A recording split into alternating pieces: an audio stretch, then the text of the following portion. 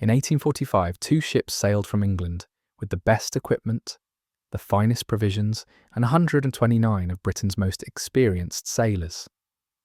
They were hunting for something that had eluded explorers for centuries, a passage through the Arctic that would connect the Atlantic to the Pacific Ocean. The ships were HMS Erebus and HMS Terror, specially reinforced steel-hulled vessels equipped with the latest steam-powered propulsion and central heating systems. They carried enough food to sustain every man for 3 years. Not a single person aboard those ships would survive. Not one. And when their remains were finally discovered decades later, scattered across the frozen wasteland of the Canadian Arctic, the evidence revealed something that shocked Victorian England to its core. The men hadn't just died. In their final desperate days, they had done something considered absolutely unthinkable. This is the story of the Franklin expedition, and in September 2024, scientists finally identified one of the expedition's senior officers through DNA analysis.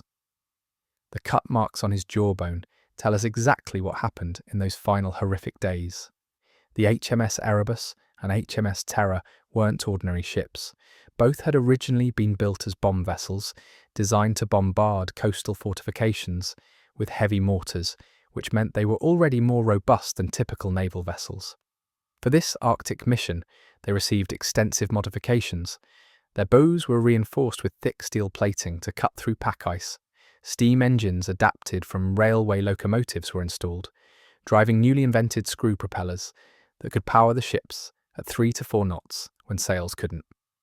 A revolutionary central heating system using coal-fired furnaces ran hot air ducts throughout the lower decks to combat temperatures that could plunge to negative 40 degrees Celsius or lower.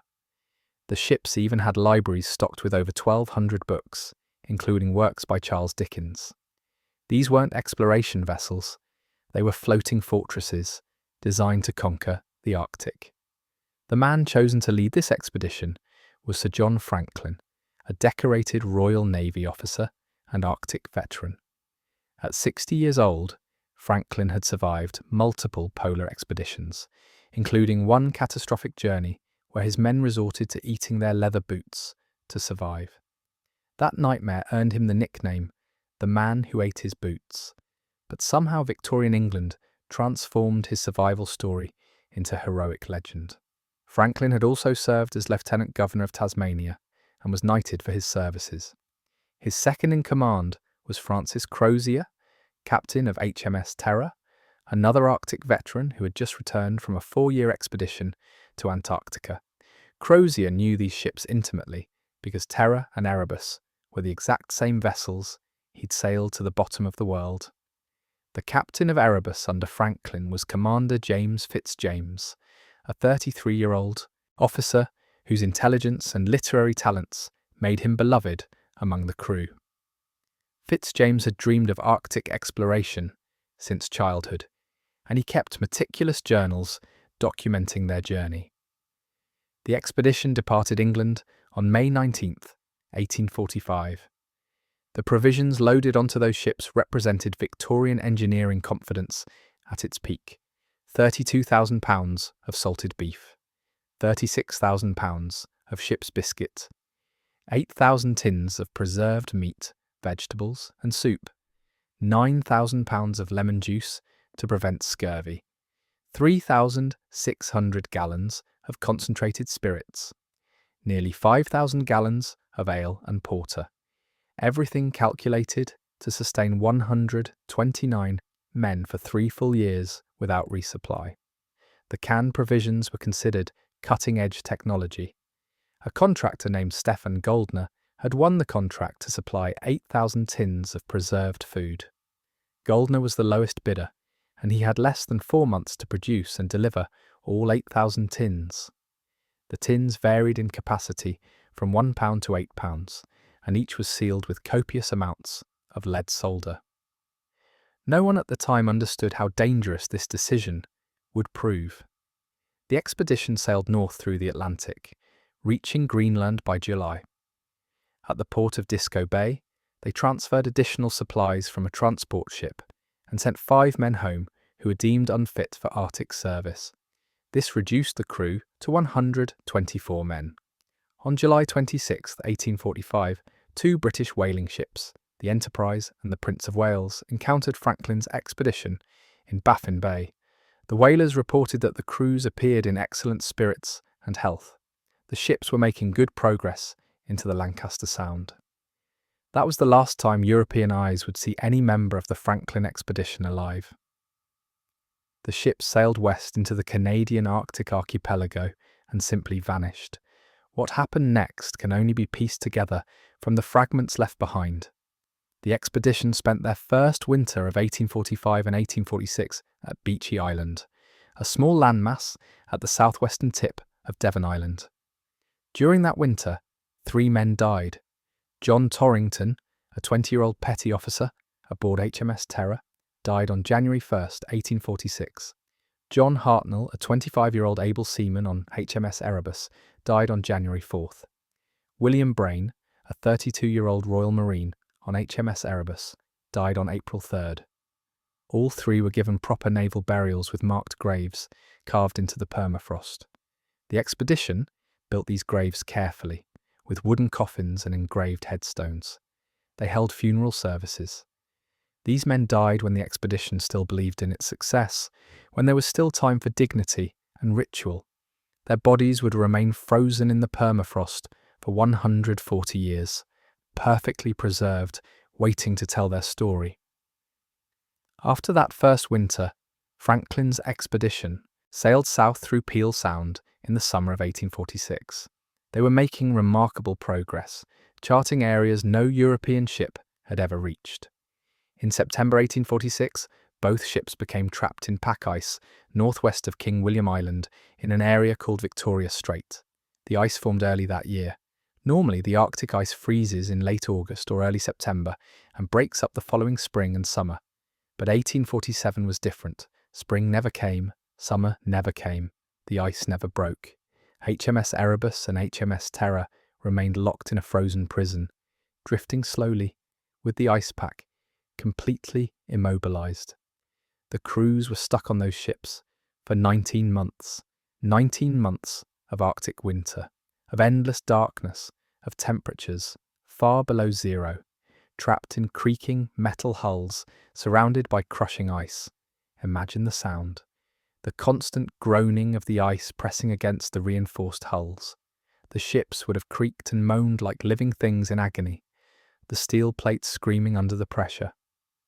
On June 11th, 1847, Sir John Franklin died aboard HMS Erebus. He was 61 years old. The cause of his death was never recorded. No autopsy was performed by the ship's surgeons, though they certainly had the medical knowledge to do so. No grave was ever found, which means he was likely buried at sea through a hole cut in the ice, his body sinking into the black Arctic water below. Franklin's death meant command passed to Francis Crozier, the experienced captain of HMS Terror, with James Fitzjames becoming second in command. By this point, 8 other officers and 15 men had also died, bringing the total death toll to 24 out of 124 men. That's nearly 20% of the crew dead in less than 2 years, and they were still trapped in the ice with winter approaching again. Think about what those 19 months of being ice-locked meant. The ships weren't just stuck in one place.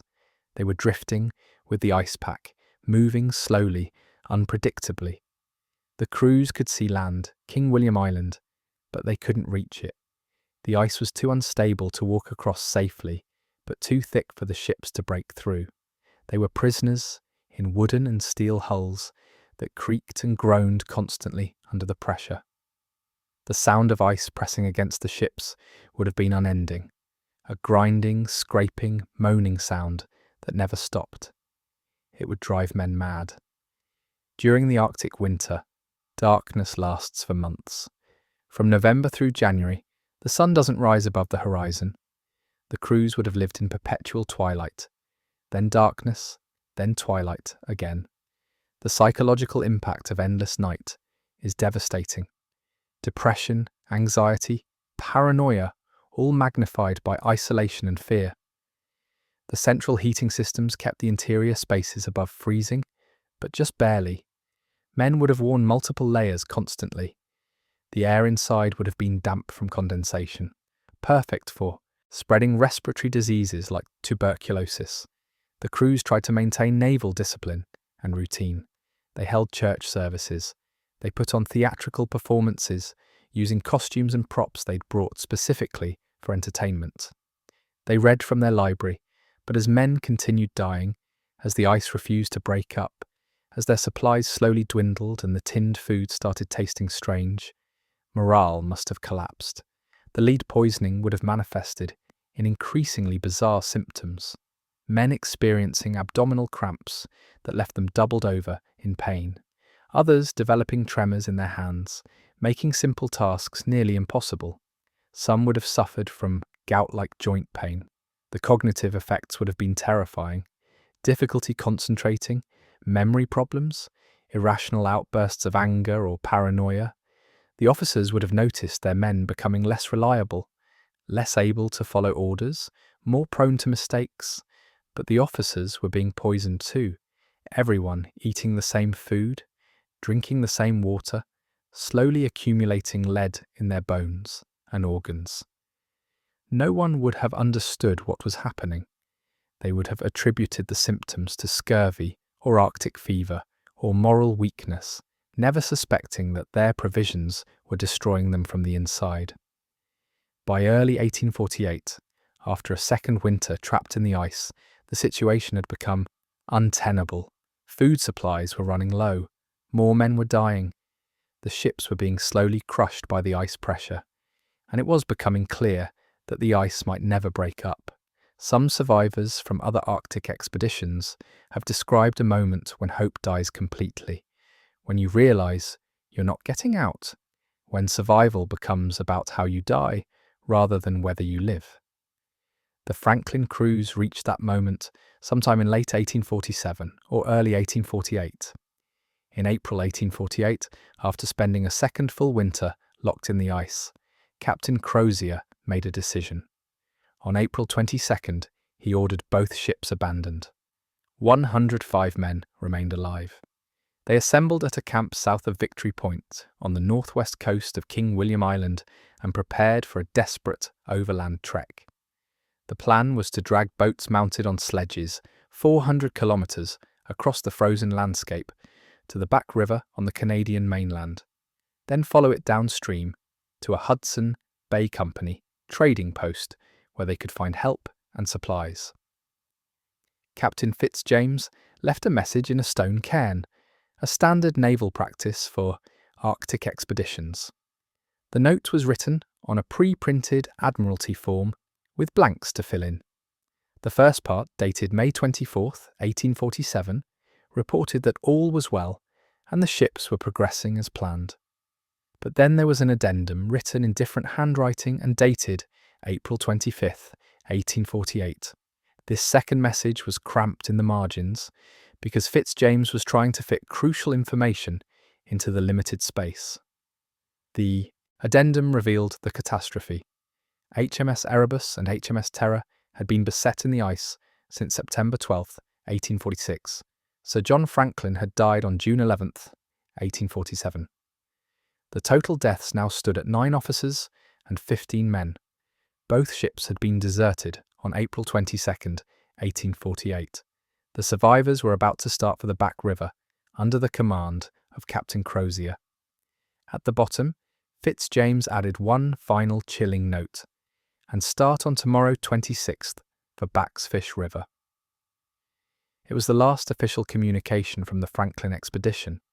105 men were about to attempt a 400-kilometre journey across one of the most hostile environments on Earth.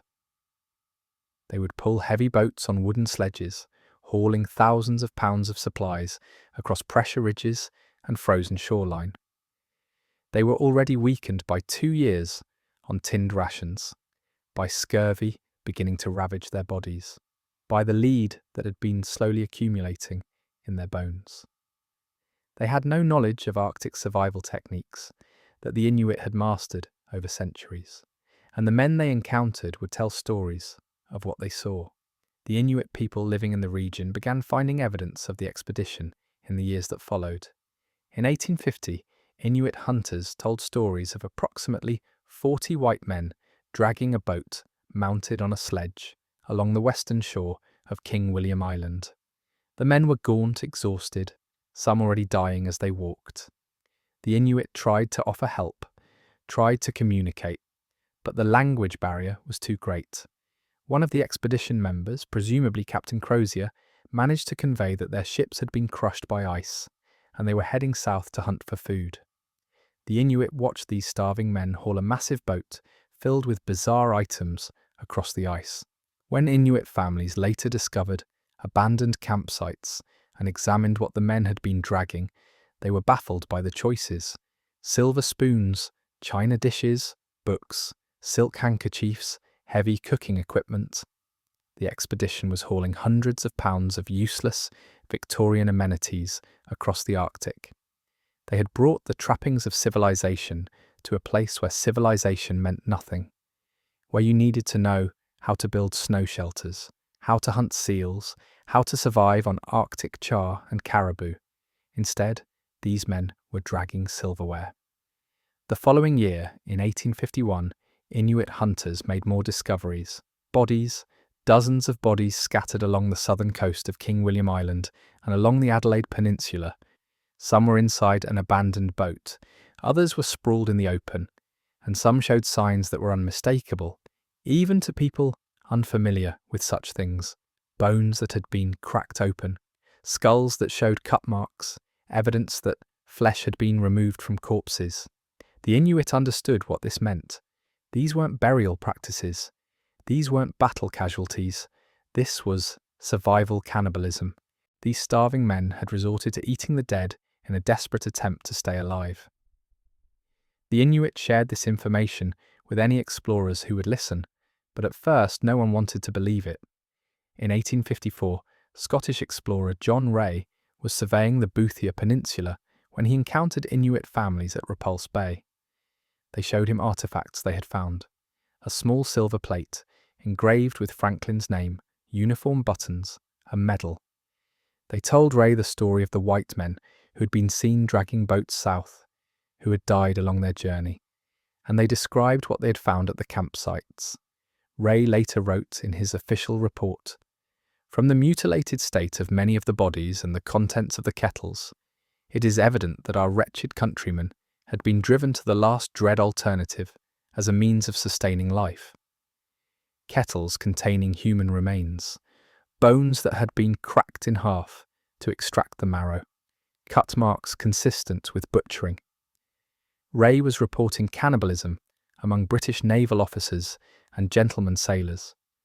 Victorian England erupted in fury. The suggestion that British officers of the Royal Navy could resort to cannibalism was considered slanderous, offensive, impossible. Franklin's widow, Lady Jane Franklin, was particularly outraged. She enlisted Charles Dickens himself to write articles condemning Ray's report. Dickens published pamphlets suggesting that the Inuit must have murdered the expedition members and then fabricated the cannibalism story to cover their crimes. There was absolutely no evidence for this accusation. It was pure racism and denial. The idea that proper English gentlemen could never engage in such barbarism, combined with the assumption that indigenous peoples must be violent savages, created a narrative that Victorian society desperately wanted to believe. But the Inuit had been telling the truth. It would take more than a century for European science to admit it. In 1859, an expedition led by Francis Leopold McClintock discovered more evidence at Victory Point. They found the stone cairn with Fitzjames and Crozier's message. They also found a boat mounted on a sledge containing 2 skeletons and an astounding array of unnecessary items: boots, silk handkerchiefs, scented soap, 26 pieces of silver plate, 5 books. The boat weighed over 1,400 pounds, fully loaded, and the crew had been dragging it across the ice.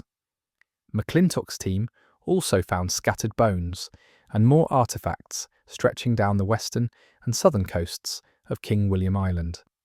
35 different locations where evidence of the Franklin expedition was discovered. Every site told the same story. The men had scattered as they tried to reach safety. They had dropped equipment as they grew weaker. They had died where they fell. But what exactly killed them? Why did every single man perish when other Arctic expeditions, some lasting even longer, had at least some survivors? For over a century, the mystery deepened. Then in the 1980s, a Canadian anthropologist named Owen Beatty decided to examine the graves on Beechey Island. In 1984 and 1986, his team received permission to exhumate the 3 bodies. Remember, these men had been buried in permafrost, which means their bodies were frozen solid within hours of burial and had remained frozen for 140 years. When Beatty's team carefully excavated the graves, they found the bodies in remarkable condition.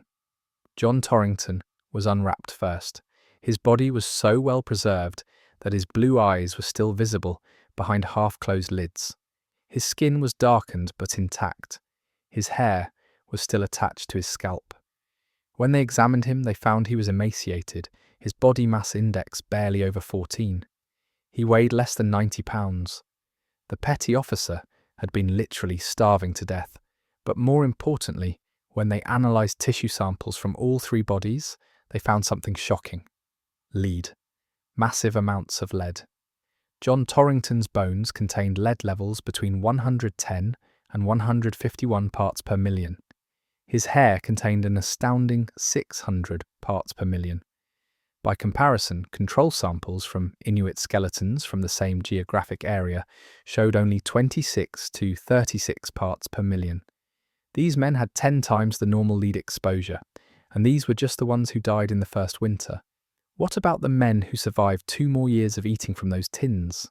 Lead poisoning causes a cascade of horrific symptoms: cognitive impairment and confusion, severe abdominal pain, muscle weakness and fatigue, anemia that leaves you exhausted and unable to function, neurological damage that can cause irrational behaviour.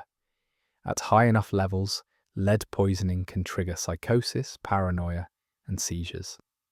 Now imagine experiencing these symptoms while trapped on a ship in the Arctic dark, or while trying to haul a 1,400-pound boat across pack ice in sub-zero temperatures. The source of the lead was likely multiple.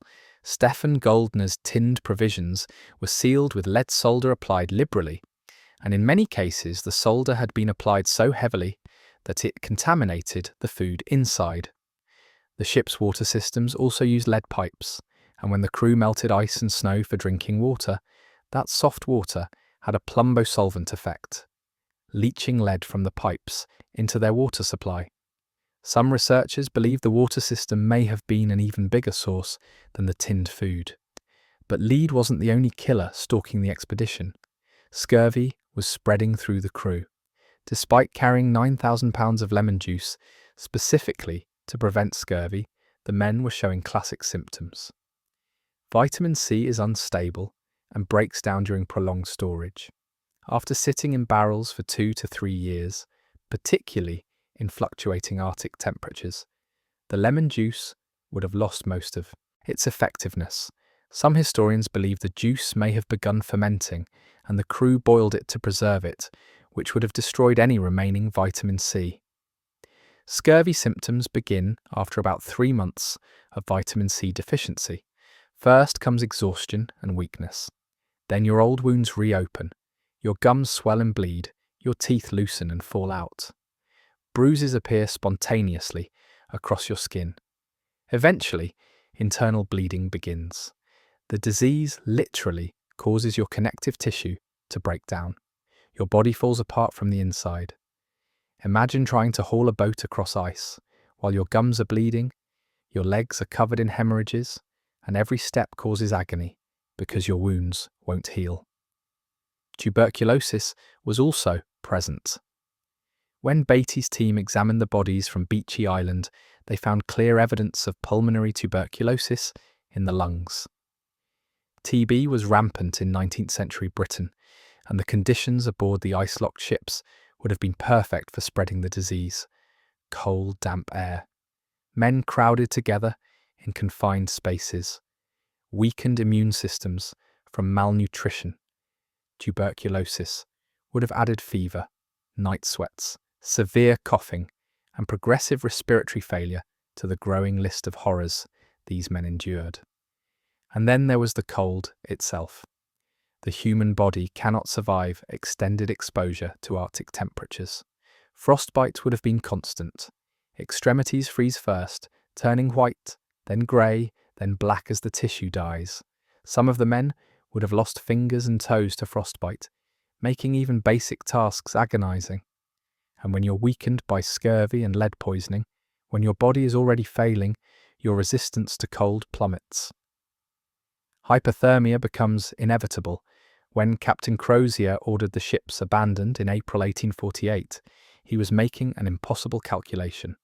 Stay with the ships and die slowly as supplies ran out, trapped in creaking metal prisons, or attempt the overland trek and probably die trying, but at least die making an attempt at survival. He chose movement. He chose action. 105 men left the ships and began their march south. They were already weakened, already sick, already dying, but they still had discipline, structure, hope. That wouldn't last long. The trek was a nightmare from the start. April in the Arctic is still deep winter. Temperatures regularly drop to -30 or -40 Celsius. The men had to haul boats mounted on wooden sledges because they would need those boats to cross open water if they reached the mainland. Each boat was massive, weighing over 1,400 pounds when loaded with supplies. They were pulling these boats across pack ice that wasn't smooth like a skating rink, but broken into ridges and pressure zones where ice blocks had been forced upward by the movement of the pack. Some pressure ridges were 30 feet high. Imagine hauling a boat up and over a 3-story wall of ice, then down the other side, then doing it again and again for hundreds of kilometers. The men were organized into teams pulling with ropes. The harnesses would have dug into their shoulders and chests, creating raw wounds that wouldn't heal because of the scurvy. Each step required enormous effort. The sick and injured rode on the sledges at first, but as more men weakened, there weren't enough healthy bodies to pull the weight. Decisions had to be made. Who rides? Who walks? Who gets left behind? The archaeological evidence shows they started jettisoning equipment early in the trek. Heavy items were abandoned. Supplies were cached with the plan to retrieve them later, except they never made it back. The trail of abandoned materials stretched down the western shore of King William Island like breadcrumbs leading to nowhere. As the trek continued, the men's physical condition deteriorated rapidly. Scurvy was now severe in most of the crew. Their gums were so swollen and infected that eating caused agony. Their teeth were falling out. They had open wounds on their legs that leaked constantly. Some men had such advanced scurvy that their old fractures reopened, bones breaking through skin again. The lead poisoning caused muscle weakness that made every step torture. They couldn't maintain body temperature. Frostbite blackened their extremities, and they were starving. Whatever food they'd brought from the ships was running out. Attempts to hunt seals failed because they didn't know the techniques. The Inuit hunt seals by waiting at breathing holes for hours, perfectly still, ready to strike when a seal surfaces. The Franklin crews had neither the knowledge, the patience, nor the strength to do this successfully. Men began dying on the march. At first, they probably tried to carry bodies for proper burial. That stopped quickly. Bodies were left where they fell. Then the living started stripping useful items from the dead. Warmer clothing, better boots, food rations. Eventually, something changed. Someone crossed the line. Someone looked at a corpse and didn't see a former companion but saw calories, saw meat, saw the difference between dying tomorrow and possibly surviving another week. We don't know who made the decision first. We don't know if it was a group consensus or individual desperation. But the cut marks on the bones show it happened. And once it started, it spread. Multiple corpses show evidence of being processed for food. This wasn't one isolated incident by one desperate individual. This became their survival strategy. The psychological toll must have been devastating. These men were raised in a culture where cannibalism was considered worse than murder. They believed in Christian resurrection, which required an intact body. They had moral and religious codes drilled into them since childhood, and now they were cutting flesh from their dead friends, eating it, surviving another day because of it. The guilt and horror would have been crushing, but hunger overrides guilt. Starvation overrides everything. When you're dying, when your body is consuming itself, when every thought is dominated by the need for food, you'll do anything. The human survival instinct is stronger than any moral code. They didn't make it far. Archaeological surveys of King William Island have found evidence of the expedition's final camps. The patterns tell a story of gradual disintegration. Groups scattered as discipline collapsed. Some men pushed ahead, either more healthy or more desperate, or simply unwilling to wait for the dying to catch up. Others fell behind, their strength failing. The sick and dying were left where they collapsed, probably with promises that help would return.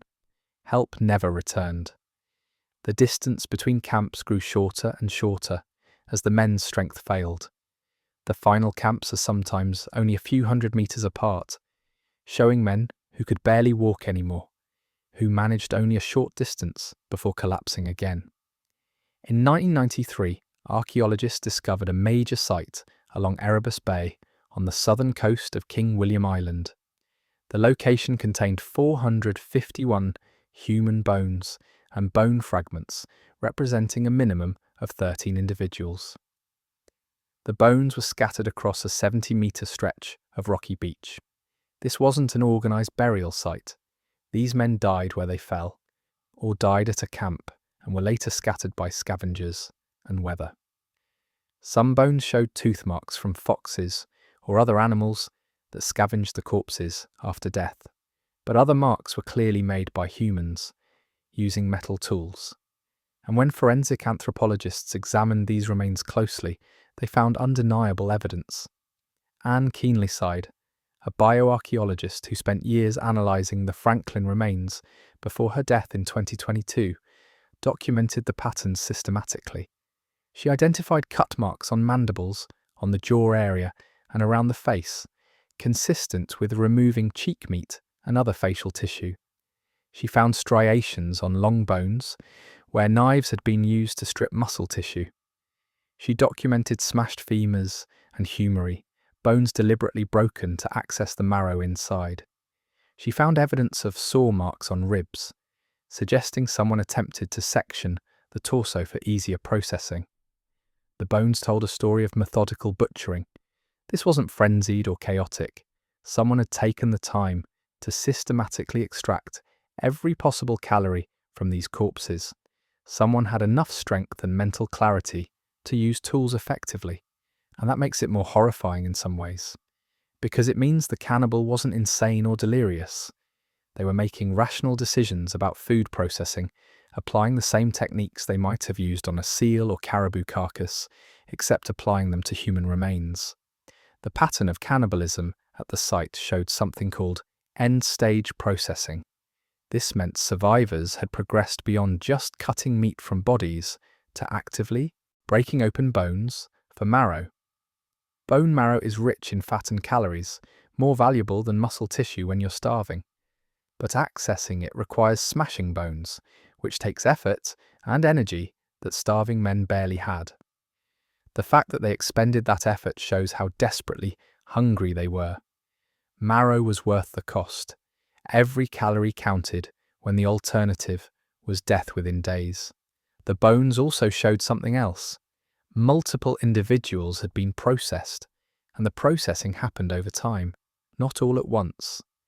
This suggests that cannibalism became an ongoing survival strategy, not a one-time desperate act. As men died, their bodies were used to keep others alive a little longer, which raises terrible questions.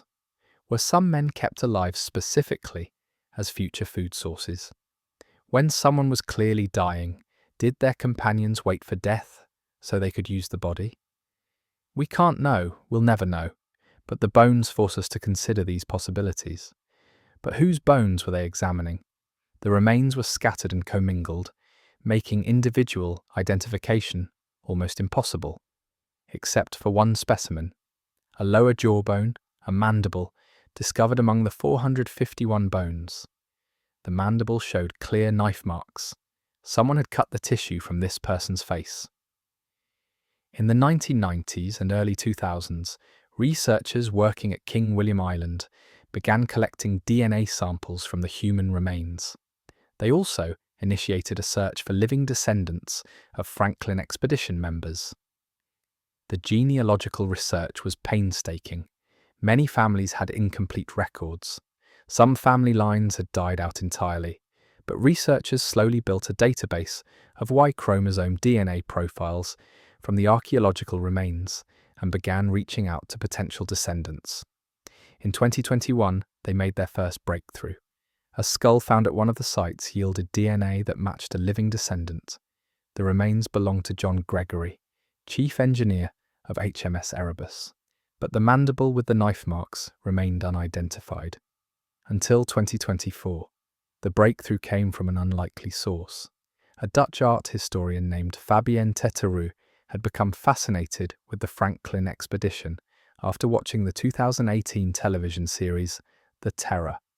She began researching Captain James Fitzjames for a master's dissertation, drawn to his intelligence, his literary talents, his obvious love of exploration. As she dug through genealogical records, Teteroux realized she might be able to find living descendants of Fitzjames's family line. Fitzjames himself never married and had no children, but his great-grandfather, James Gambier, had multiple children, creating several family branches that extended to the present day. Teteroux identified a man named Nigel Gambier, living in eastern England, who was Fitzjames's second cousin 5 times removed. They shared a direct patrilineal connection through that common ancestor. Teteroux contacted Nigel Gambier and explained the research. Would he be willing to provide a DNA sample? Gambier agreed immediately. He told reporters later that he had always known about his distant cousin's fate, and he wanted to help solve the mystery. He provided a cheek swab sample that was sent to researchers Douglas Stenton and Stephen Frappietro at the University of Waterloo and Lakehead University. They extracted DNA from a tooth still attached to the mandible and generated a Y chromosome profile. Then they compared it to Nigel Gambier's profile. Perfect match. The mandible with the knife marks belonged to Captain James Fitzjames, commander of HMS Erebus, second in command of the expedition after Franklin's death. The officer who co-signed the final message in the cairn. The man who wrote, "and start on tomorrow," in the margins of that note. They had found him. And the cut marks on his jawbone proved he had been cannibalized after his death.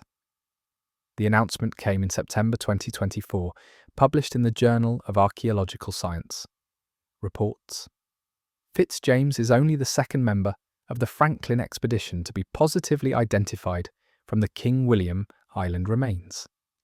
He becomes the first known senior officer confirmed to have been cannibalized. This matters because it shatters any remaining illusions about class distinction surviving in extremis. Fitzjames wasn't just any crew member.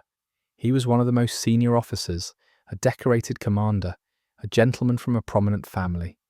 And when he died somewhere on that frozen coastline, the survivors cut the flesh from his face. They had to. They were starving to death. The location where Fitzjames's remains were found is approximately 50 miles south of Victory Point, where Crozier and Fitzjames left their final message. That means he made it at least 50 miles into the 400-kilometre trek before he died.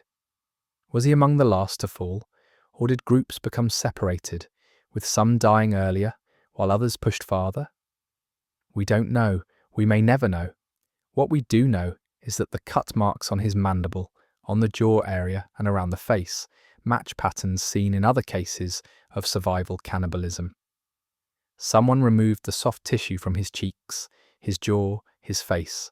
Someone was trying to extract every possible calorie from his corpse. And that person, or those persons probably died shortly afterward anyway. Let's be clear about what survival cannibalism means. This isn't about violence or murder. No one was killed to be eaten. The cannibalism happened after death from starvation, exposure, disease, or some combination of all three. The survivors were making an impossible choice. Do we respect the Victorian moral code we were raised with and die honouring our dead? Or do we eat the flesh of our companions and maybe survive a few more days? Some obviously made the pragmatic choice, and we should not judge them for it. Modern research on survival cannibalism shows that it follows a predictable pattern. First comes psychological resistance. People will starve for weeks or even months before considering it. When they finally break, they start with cutting flesh from intact corpses, usually focusing on muscle groups. This is the initial stage, where some psychological distance is maintained. As desperation increases, they progress to breaking bones for marrow, which requires more effort but provides crucial fat and nutrients. This is end-stage cannibalism, and the evidence from King William Island shows the Franklin survivors reached this point. The research team that identified Fitzjames emphasized empathy in their published paper. Robert Park, an anthropology professor at Waterloo, stated, "It demonstrates the level of desperation that the Franklin sailors must have felt to do something they would have considered abhorrent." Douglas Stenton added, "These weren't savages. These were trained professionals, pushed beyond all reasonable limits of human endurance." The finding also vindicates the Inuit testimony that was dismissed for over a century. The Inuit elders who told John Ray about the cannibalism in 1854 were telling the truth. They had seen the evidence, they had found the camps, they knew what happened, but Victorian racism meant their accurate eyewitness accounts were dismissed as lies or misunderstandings. It took forensic science and DNA analysis to prove what Indigenous knowledge had known all along. This raises painful questions about how historical narratives get constructed. How many other Indigenous accounts have been dismissed or ignored? How many true stories were suppressed because they contradicted European assumptions about civilization and savagery? But here's what makes the Franklin expedition even more haunting.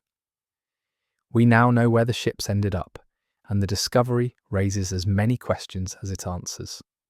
In 2014, a Canadian search team led by Parks Canada discovered the wreck of HMS Erebus in the eastern portion of Queen Maud Gulf, south of King William Island. The discovery came after years of systematic searching, using side-scan sonar and underwater robots to survey the seafloor. When the sonar image finally resolved into the unmistakable shape of a three-masted ship sitting upright on the bottom, the archaeological team couldn't believe their luck. HMS Erebus was remarkably well preserved, sitting upright on the seafloor in only 11 meters of water. The cold Arctic water had prevented decomposition. The ship looked almost as if it had been carefully parked there, waiting to be found. Underwater archaeologists began systematic surveys of the wreck. What they found was extraordinary. The ship's bell was recovered, confirming the identity beyond doubt. The deck was largely intact. Masts were still standing, though shortened by ice damage. Through the portholes and gaps in the deck, archaeologists could see artifacts still in place. Bottles, plates, navigation equipment. The ship hadn't been violently destroyed. It had settled gently to the bottom, possibly after being battered by ice but not crushed. The crew's quarters showed signs of habitation interrupted. Personal items were still arranged, as if the owners might return. This wasn't the chaotic aftermath of shipwreck. This looked more like the crew had simply left and never came back. 2 years later, in 2016, another team made an even more startling discovery. The Arctic Research Foundation found HMS Terror in Terror Bay, off the southwestern coast of King William Island. Terror was in even better condition than Erebus. The ship sat upright in pristine cold water, its mast still standing at nearly full height.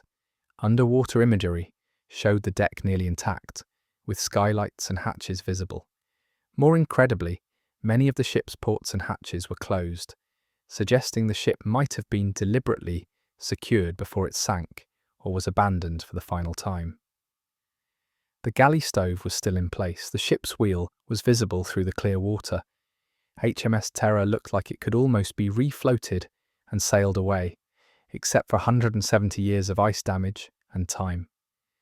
The condition of both wrecks raised immediate questions. Here's the problem. Both ships were found far south of where Crozier's April 1848 message said they had been abandoned. The note stated the ships were deserted northwest of King William Island in Victoria Strait. But HMS Erebus was discovered in Queen Maud Gulf, significantly south and east of that position. HMS Terror was found even farther south, in a bay that bears its name, off the southwestern coast of King William Island. How did they get there? The distance between the reported abandonment site and the actual wreck locations is substantial, probably 40 to 60 kilometers or more, depending on the drift pattern. There are two possible explanations, and neither one is conclusive. The first possibility is ice drift. After the ships were abandoned in April 1848, they remained trapped in the ice pack, but the ice itself moves. Arctic pack ice drifts with currents and winds, and ships frozen into that pack drift with it. It's entirely possible that Erebus and Terror, still locked in ice, drifted south over months or even years before the ice finally released them, and they sank. This would explain their southern positions without requiring any crew involvement. The ships would have been ghost vessels, drifting empty through the Arctic, until eventually the ice opened up and they went down. This scenario is plausible and even likely for at least one of the ships. But there's a second, more intriguing possibility. Some crew members might have returned to the ships. Think about it. The overland trek was obviously failing. Men were dying rapidly. The boats were too heavy to haul effectively. At some point, perhaps a few weeks or months into the march, some survivors might have made the decision to go back. Better to die on the ships with shelter than die on the ice. Or perhaps they thought they could reboard the vessels and try again to sail them south if the ice broke up. Evidence for this theory comes from several sources. First, both ships show signs of having been secured to some degree. Hatches were closed, equipment was stowed. This suggests someone was aboard after the chaotic abandonment. Second, HMS Terror was found in Terror Bay, which is very close to shore, and in a location that would be advantageous for a ship trying to find shelter or anchorage. This suggests possible navigation, not just ice drift. Third and most tantalizing, there are Inuit oral histories that mention seeing ships moving in the years after 1848. Some accounts describe a ship with one or two masts still standing being seen in various locations south of where the ships were originally trapped. Could this have been Erebus or Terror being sailed by a skeleton crew? Or could it have been the ice carrying a ship that still had masts visible above the pack? We don't know. The oral histories are fragmentary and were recorded decades after the fact, but they raise the possibility that the Franklin story had more chapters than the 1848 abandonment. If crew members did return to one or both ships, it opens up entire new questions. How many men made it back? Did they survive weeks, months, even years on the ships after the main body of the expedition died on the ice? Did they attempt to sail south when leads opened in the ice? The condition of HMS Terror in particular, with its secured hatches and relatively protected location, suggests possible late-stage activity. But we have no direct evidence. No bodies were found in or near the wrecks during the initial surveys. No written records have been recovered from the accessible areas. And this brings us to the most tantalizing mystery of all. HMS Erebus's captain's cabin remains sealed. The door is closed, and what's behind it is unknown. If the ship's official logs are inside that cabin, they could answer everything. The logs would record daily events, deaths, decisions, weather conditions, ice movements. They would tell us exactly what happened day by day.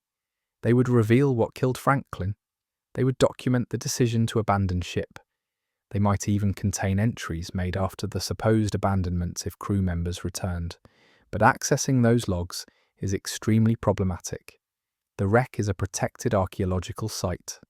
Any intrusion risks damaging or destroying whatever's inside. Salt water, even cold salt water, might have destroyed paper documents, or the documents might have been removed during an earlier evacuation, or they might be perfectly preserved, waiting to tell their story. Parks Canada is proceeding very carefully with the wrecks. They're conducting systematic surveys using remote-operated vehicles. They're photographing and documenting every visible detail. They're recovering specific artifacts for conservation and study. But they're not rushing to break into sealed compartments. The risk of loss is too great. And so the captain's cabin of HMS Erebus remains closed, potentially containing the final answers to a 179-year-old mystery. Or potentially containing nothing but seawater and disappointment. We won't know until we look, and we may not look for years or even decades more. Meanwhile, the wrecks themselves are slowly degrading. Ice continues to scrape across them each winter. The wood is gradually breaking down, despite the cold water. Parks Canada has designated the entire area a National Historic Site, which provides legal protection but doesn't stop natural deterioration. At some point, decisions will have to be made about preservation. Do we attempt to excavate and conserve key items? Do we leave the wrecks in place as underwater museums? Do we risk opening the captain's cabin to recover what might be inside? These are not easy questions, and they involve balancing archaeological knowledge against preservation ethics, cultural sensitivity, and practical limitations.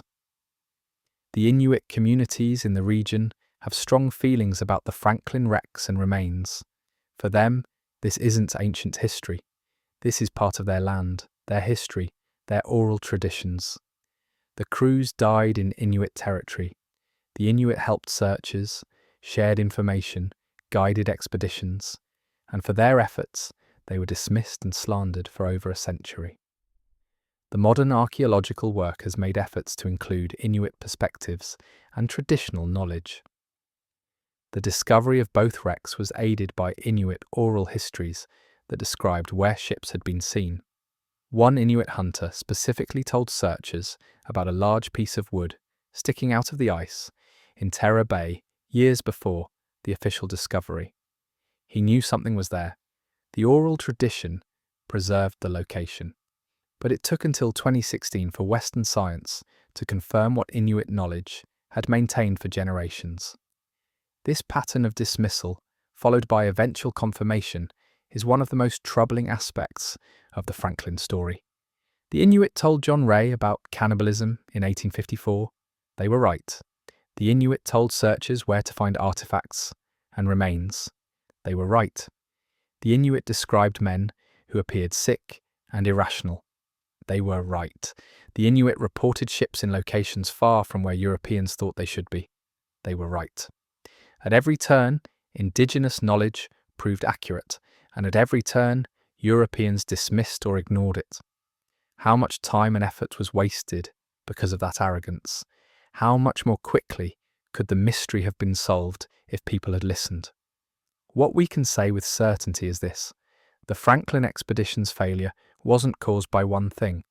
It was a cascade of catastrophes, each feeding into the next. The ships became trapped in unusually thick ice that didn't break up for 2 full summers. Lead poisoning from tinned food and water systems impaired cognitive function and physical strength. Scurvy from degraded lemon juice weakened their bodies and prevented wounds from healing. Tuberculosis spread through the crews in the confined, damp conditions. The cold itself was relentless, sapping their energy and causing constant frostbite. They had no Arctic survival knowledge, no understanding of how to hunt seals through ice holes or build proper snow shelters. They were hauling unnecessary Victorian baggage instead of travelling light and fast. And they were already in poor health from Victorian-era industrial pollution before they even departed England. The lead in their bones from London's contaminated air, water, and food gave them no reserve when Arctic lead exposure began. They were doomed by a perfect storm of bad decisions, bad luck, and bad timing. But there's something else, something that goes beyond the facts and evidence. The Franklin expedition captures our imagination because it represents the collision between human ambition and natural reality. These men believed technology could conquer nature. They believed steam engines and steel hulls and 3 years of provisions made them masters of the Arctic. They believed British naval discipline and Victorian respectability would see them through. They were wrong. The Arctic doesn't care about steam engines, ice doesn't respect steel plating, coal doesn't acknowledge rank or breeding. When you're starving to death in the most hostile environment on Earth, all the philosophy and culture and moral certitude means nothing. You're just another dying animal making a last desperate attempt to survive. And that terrifies us. It shows us the fragility of civilization, how quickly the veneer can strip away. Captain James Fitzjames represents this tragedy perfectly. He was intelligent, cultured, literary. He kept detailed journals. He loved opera and literature. He had dreamed of Arctic exploration since childhood, seeing it as the ultimate adventure and achievement. And he died somewhere on the ice, probably from some combination of starvation, scurvy, lead poisoning, tuberculosis, and hypothermia. Then the men who survived him a few more days cut the flesh from his face because they were starving. This is what Fabien Teteroux, the researcher who identified his living descendant, said when the news broke. When I heard they had identified him, it hit me very hard. I had spent 3 years researching his life, getting to know him through his letters and journals. He was so full of life, so curious about the world, and then to learn exactly how he ended up. She couldn't finish the sentence. The Inuit oral histories preserve details that archaeology can't capture. They describe men who appeared to be sick, stumbling, irrational. Some walked in circles. Some removed their clothing despite the freezing temperatures, a symptom of advanced hypothermia called paradoxical undressing. The Inuit tried to help them, tried to share food and offer guidance, but the language barrier was too great and the men were too far gone. One Inuit account describes finding a boat with bodies inside and outside it, surrounded by scattered possessions, silver spoons, soap, books. The Inuit were baffled by the choices these men had made. Why bring soap to the Arctic? Why haul silver spoons across the ice when you're starving? It revealed a fundamental disconnect between Victorian assumptions about what mattered and Arctic reality. Today, 180 years after the expedition vanished, we're still discovering new details. The 2024 identification of James Fitzjames shows that modern technology keeps revealing pieces of the puzzle. Every few years, someone finds a new artifact on King William Island. Buttons, belt buckles, a piece of rope, each one adding to the archaeological record. Climate change is melting the permafrost, which means more artifacts, and possibly more remains will emerge in coming decades. We might find more of the crew. We might never find Crozier, Franklin, or dozens of others. But we understand now, in a way the Victorians couldn't, that the Franklin expedition failed because they tried to impose European methods on an environment where those methods were fatal. The Inuit had lived and thrived in the Arctic for thousands of years using completely different strategies. Travel light, hunt fresh meat daily, build temporary shelters from snow and ice, move with the seasons instead of fighting them. If Franklin's men had learned from the Inuit, they might have survived. But Victorian racism and arrogance prevented that. They believed they had nothing to learn from savages. That arrogance killed them. The Franklin expedition also succeeded in one grim way. All those rescue missions that searched for Franklin, they ended up mapping huge stretches of the Arctic coastline that had never been surveyed. The search for Franklin charted more of the Northwest Passage than Franklin's expedition ever did. In 1906, Roald Amundsen successfully navigated the Northwest Passage, becoming the first to do it by ship. He succeeded where Franklin failed because he travelled light, learned from the Inuit, and adapted to Arctic conditions instead of trying to conquer them. But Amundsen's success was built on the knowledge gained from Franklin's catastrophic failure. Every explorer who came after benefited from learning what not to do. Don't trust tinned provisions for multi-year expeditions. Don't haul unnecessary weight. Don't dismiss indigenous knowledge. Do prioritize flexibility and adaptation.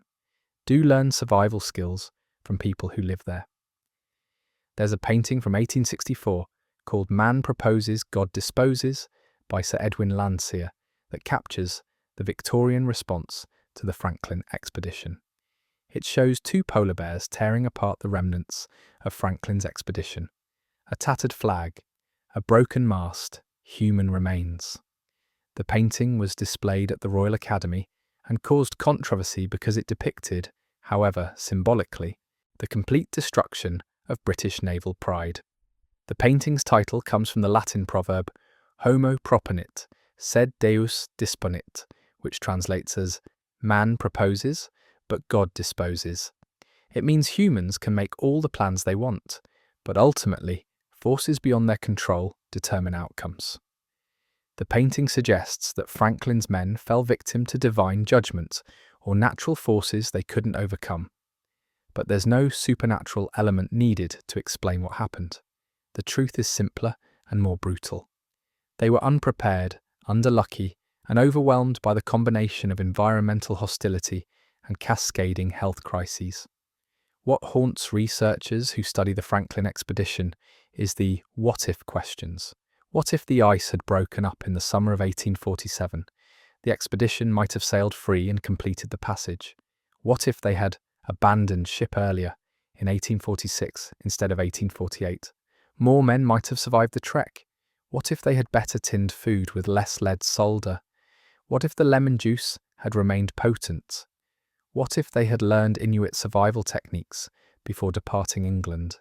Any one of these changes might have meant at least some survivors, but instead every factor worked against them. The ice was unusually thick. The timing was catastrophically bad. The provisions were contaminated. The climate was hostile. And 105 men died doing something humans shouldn't have considered abhorrent but did anyway, because the alternative was lying down and dying. The final word should perhaps go to the Inuit, whose testimony was ignored for so long. In Inuit oral tradition, the story of the Franklin expedition is preserved not as a tale of British naval heroism, but as a cautionary tale about the dangers of arrogance. The stories describe men who refused help, who didn't know how to survive, who brought useless things and ignored practical knowledge. The stories describe white men who starved to death, surrounded by food they didn't know how to hunt, who froze to death because they didn't know how to build proper shelters, who died because they thought European technology and determination could replace knowledge and adaptation. The Inuit watched these men die, tried to help them, and then were accused of murdering them when they truthfully reported what they'd seen. That injustice, that dismissal of indigenous knowledge, that racist assumption that Europeans must be right and indigenous peoples must be wrong, echoes down through generations. The Franklin expedition killed 129 men. It failed completely in its objective of navigating the Northwest Passage. It spent enormous resources and achieved nothing except creating the largest search operation in Arctic history, which ironically ended up mapping more of the region than Franklin ever did. But it succeeded in teaching us something important about the relationship between humans and nature, about the dangers of arrogance and about the limits of technology when confronted with environmental extremes. The expedition's failure wasn't inevitable. Other Arctic expeditions faced similar conditions and survived. Some were trapped in ice for multiple winters and still brought most crews home alive. So what made Franklin's expedition different? Why did everything go so catastrophically wrong? The answer lies in a combination of factors that created a perfect storm of disaster. First, unusually bad luck with the ice. The pack ice in 1846 and 1847 was apparently thicker and more persistent than normal. Other expeditions had ice breakup after one winter. Franklin stayed frozen for 2 full years. That's partly bad luck, partly climate variation. They picked exactly the wrong years to be in exactly the wrong location. Second, the lead poisoning was probably much worse than other expeditions experienced. The Goldner tinned provisions were particularly badly manufactured, with excessive lead solor. Other expeditions had tinned food too, but apparently not as badly contaminated. The water system on Erebus and Terror was also unusually complex, and used more lead piping than simpler ships, so the crew got a double dose of lead poisoning that other sailors avoided. Third, the medical supplies degraded. The lemon juice lost its effectiveness. This wasn't inevitable either. Properly stored vitamin C can remain potent for years. Something about the storage conditions on these ships, possibly the temperature fluctuations or exposure to air, destroyed the vitamin C faster than expected. Other expeditions maintained effective anti-scorbutics. Franklin's didn't. Fourth, and perhaps most critically, the expedition was culturally unprepared to learn from indigenous peoples. The British naval tradition emphasised doing things the proper Royal Navy way. Uniforms, discipline, heavy equipment, traditional methods.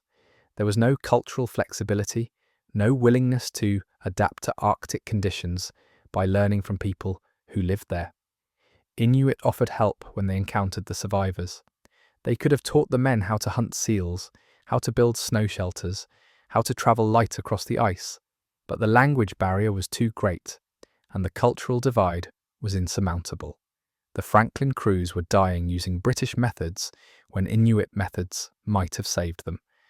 That inflexibility killed them as surely as the lead poisoning. Compare the Franklin expedition to Roald Amundsen's successful navigation of the Northwest Passage 60 years later.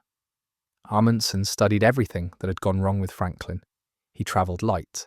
He learned from the Inuit, spending winters with them to master Arctic survival techniques. He used dog sleds instead of man-hauling. He dressed in fur and sealskin instead of wool uniforms. He ate fresh meat hunted locally instead of relying on stored provisions. And he succeeded where Franklin failed because he adapted instead of trying to impose European methods on an Arctic environment. The lessons from Franklin's disaster literally paved the way for Amundsen's triumph. The Franklin expedition also fundamentally changed how Western society viewed indigenous knowledge. Before Franklin, indigenous peoples were considered savages who knew nothing valuable.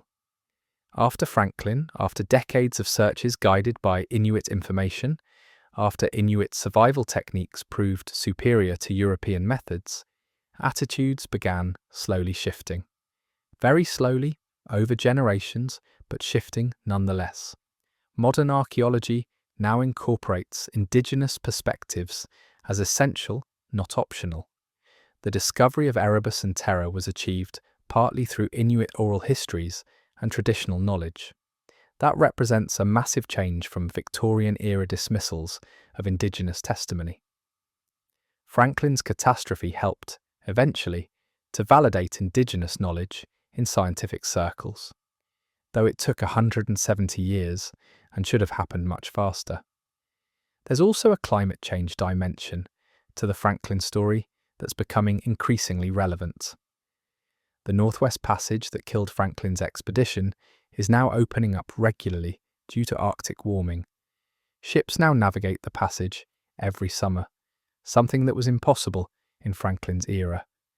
The ice that trapped Erebus and Terror no longer forms as thickly or persistently.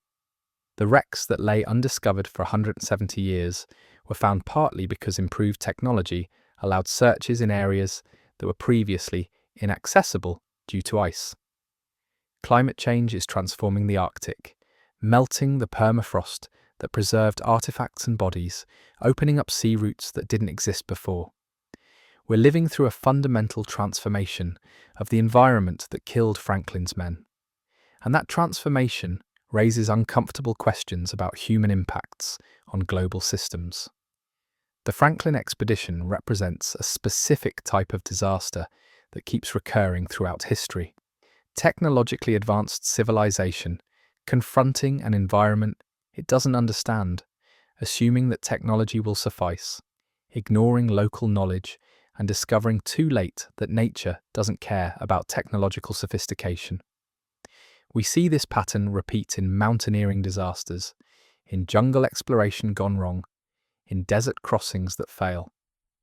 Humans keep making the same mistake, believing that our tools and determination can overcome any obstacle, then discovering that some obstacles are literally insurmountable without proper knowledge and respect for the environment.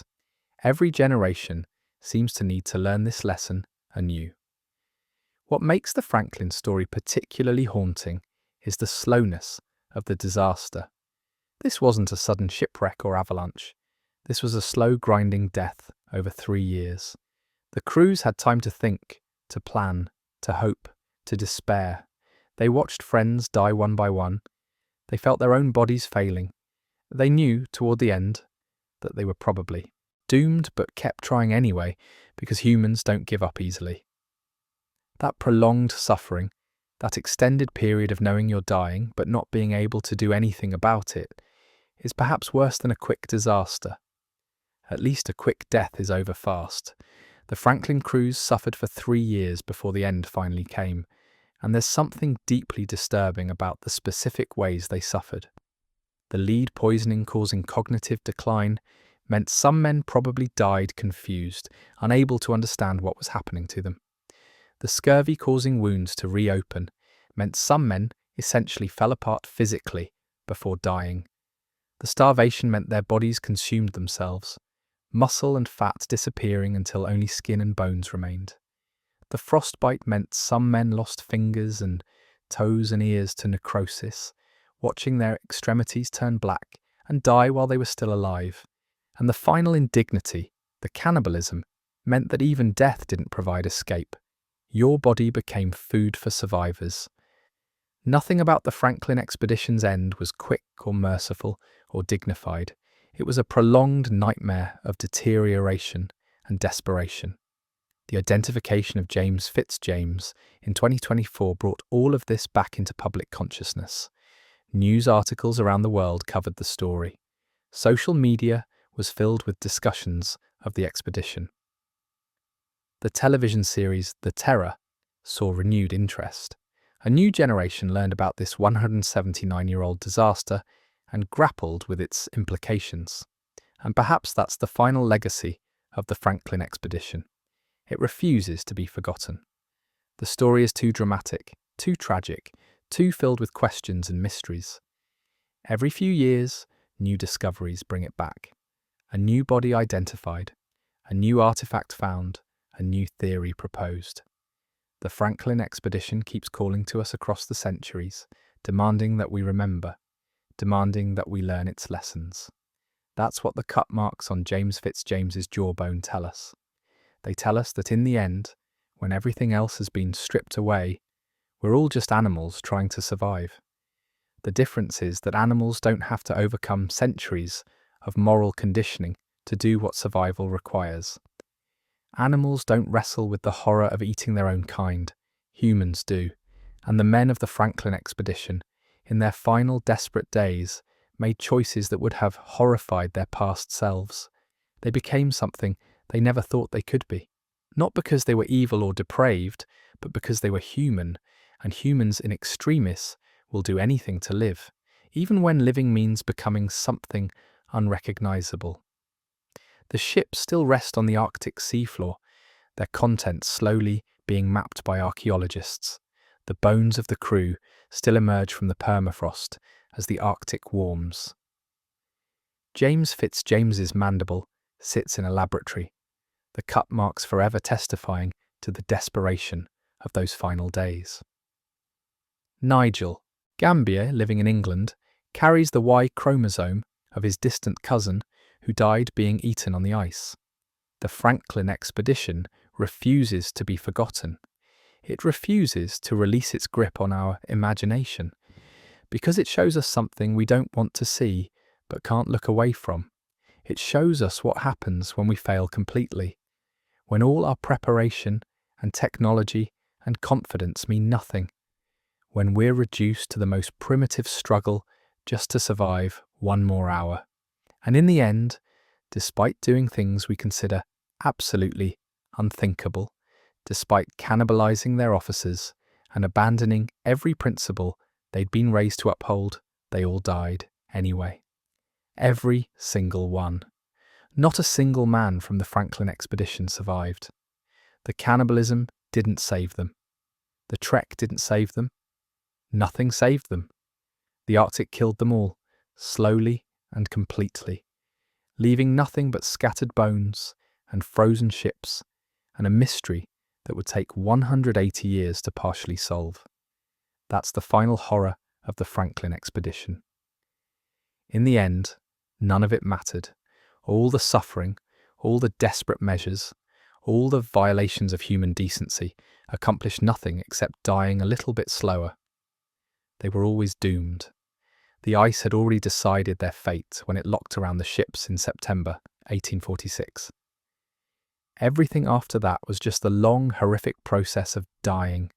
Sleep well, knowing that humans have always pushed into hostile places. We've always believed we could conquer nature through technology and determination. And sometimes nature reminds us, with absolute finality, that we're wrong. The Franklin expedition is that reminder, frozen in the Arctic ice, waiting for climate change to reveal more of its secrets. 129 men sailed into the ice, 0 came back, and the cut marks on their bones tell us exactly what their final days were like.